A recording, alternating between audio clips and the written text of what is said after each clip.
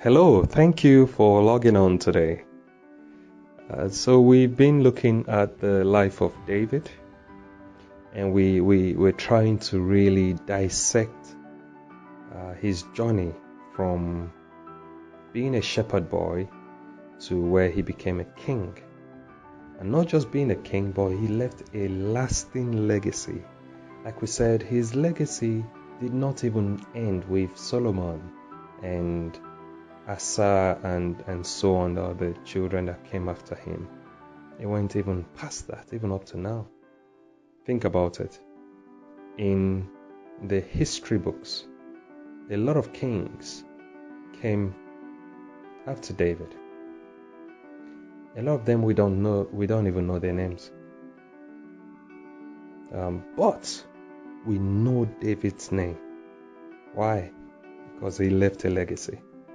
And that's what we're trying to look at in this series, to understand how can an individual like yourself, like myself, leave a lasting legacy that not just in his lifetime is prosperous, but also past that point enjoys a good name and leaves a lasting impact in this world. So that's what we're looking at today. And we started to look at the fact that David heard God speak.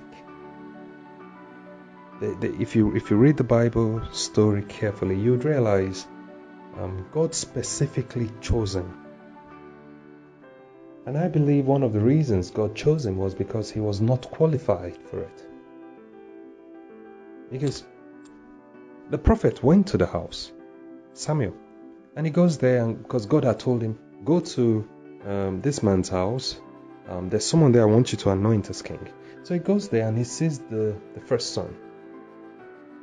And when he sees the first son is like a king, well built. The statues, this looks like a king, mature and fair, and he had all the physical qualities you could look at. Maybe even the charisma, he could communicate, and the way he was carrying himself, you could see this is a leader. And he went straight away and wanted to anoint him, and God said, I considered him and I rejected him. I don't want him. So God took his time and looked, and he did the same for the other kids, and then then David got anointed at the end of everything.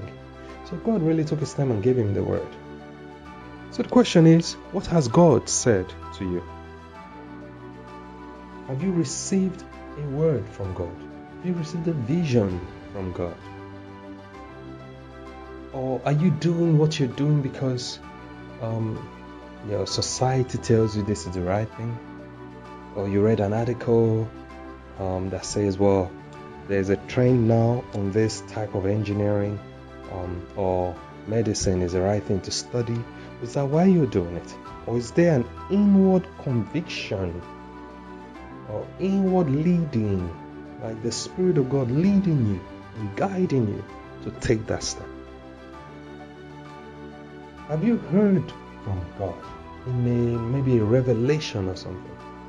This will prove important as you journey on this path.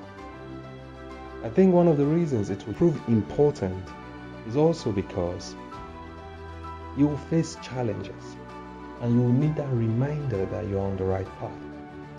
And so if you haven't received this vision from God, it just came from the media or the environment around you, when the challenges come, you might get swayed. But also, the environment can change. The media can change. And so today they tell you it's this type of engineering that's good. Tomorrow they'll come tell you something else. And so it's important that you have that inner conviction by reason of the word you have heard from God. And so when David got that word, guess what? He didn't become a king instantly, but in his heart he was a king. And God starts to shaping his path for that journey. And then he's receiving training. He was set on course to become that king. Do you realize When he received that word, he didn't say, okay, then, no, I've been a shepherd boy, no more. I've been anointed king, so I need to go join the military so that I can work my way up and become second in command to the king. Or I need to go to the palace. No, he stayed in his current position and trained there. So the point I'm making with this is, you don't necessarily need to change what you're doing, but even in that thing you're doing, watch out for what God is saying. Let God lead you. Don't be in a rush. Don't be in a rush. Some of us are in a hurry to prosper, to be successful in our career. Don't. Take your time and let Him lead you. Even in that part where you are on, there will be opportunities to develop and grow into what God wants you to be. You realize he gained access into the palace by simply being a musician that just plays for the king when the king is stressed out. The king is stressed and he'll play his musical instrument. He didn't gain access into the palace with his might. He was just playing music because he learned how to play music. So the way the doors will open for you might not be the same way you're thinking. Of course, he was very young. And that's something else I'd like to look at, because in our youth, the opportunities will be there. Learn to take advantage of it. Well, I'd like to continue this in the next video. So do connect with us. And thank you for listening. God bless you.